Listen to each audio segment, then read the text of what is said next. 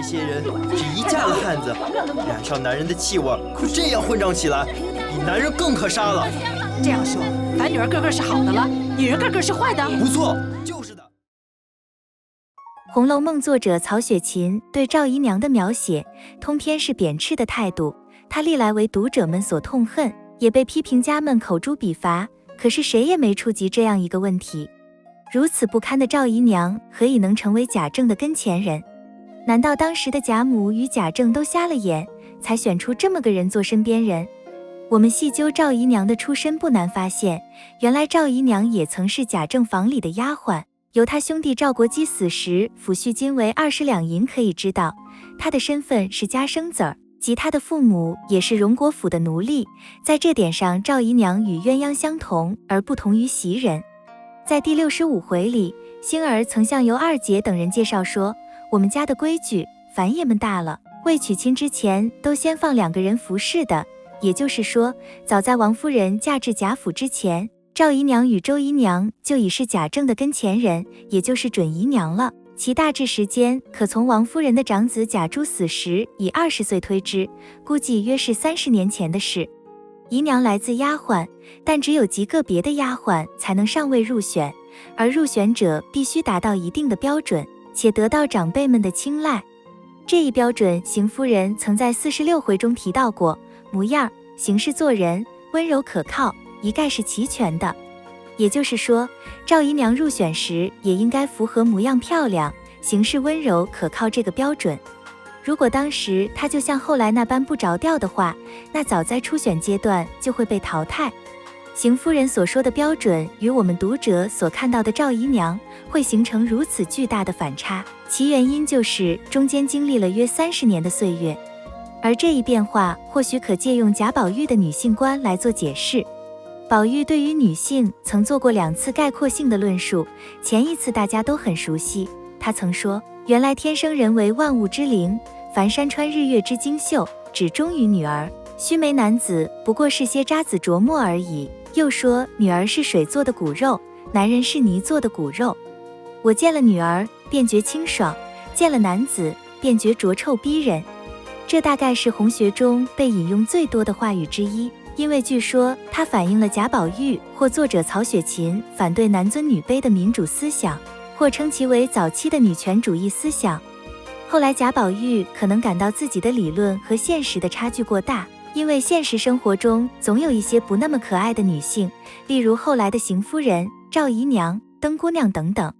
于是便又做出了修正。他见于第59回怡红院丫鬟春燕之口，院部的宝玉说，女孩未出嫁是颗无价之宝珠，出了嫁不知怎么就变出许多不好的毛病来，虽是颗珠子，却没有光彩宝色，是颗死珠了。再老了就变得不是珠子，竟是鱼眼睛了。分明一个人怎么变出3样来？这里可以得出，宝玉的新理论将女性变化分为3个阶段，未出嫁前才是无价之宝珠，凡山川日月之精秀，只忠于女儿也被限定于此时。宝玉在第77回里还曾进一步解释说，这些人只一嫁了汉子，染了男人的气味，就这样混账起来，比男人更可杀了，甚至认为凡女儿个个是好的，女人个个是坏的。这一理论不妨称之为鱼眼睛论，虽然它仍有以偏概全之嫌，但能从发展的角度审视女性的变化，却是一种进步。而且它为理解《红楼梦》的内容提供了一条思路，根据宝玉的新理论，并结合书中描写，可以对现在属于鱼眼睛的人推想其当年宝珠状态时的模样，反之，对现在为宝珠者，也可预见他日后将成为鱼眼睛的状态。因此，赵姨娘当年显然也应是宝珠一样的女儿，而且还是其中的佼佼者。赵姨娘经历了主子们的层层筛选，终于上位的故事，是30年前的事，《红楼梦》未作描写也是情理之中。不过，对于赵姨娘当时状况，邢夫人在第73回里训斥迎春时曾有过透露，她说，你是大老爷跟前人养的，这里探丫头是二老爷跟前人养的，出身一样。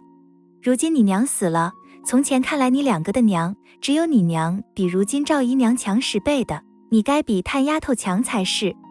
怎么反不及她一半？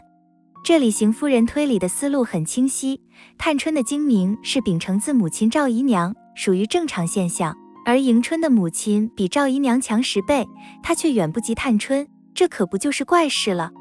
在文字辈的媳妇中，邢夫人最先进入荣府的，她亲眼目睹了王夫人来贾府前赵姨娘的机敏与精明，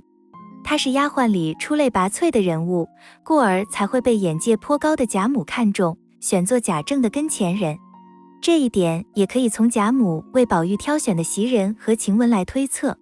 贾母选中的袭人是性情和顺，举止沉重，晴雯则千灵百丽，嘴尖性大，这是刚柔相济的组合，而且在贾母心中更加推崇晴雯。反观周姨娘在书中从不发声，不卷入矛盾，应当是温顺之人，她与机敏精明的赵姨娘也是刚柔相济的组合。而根据书中第78回里的介绍，贾政起初天性也是个诗酒放诞之人，并非现在书中所看到的迂腐专横的形象，这3人的搭配恰好形成一种平衡。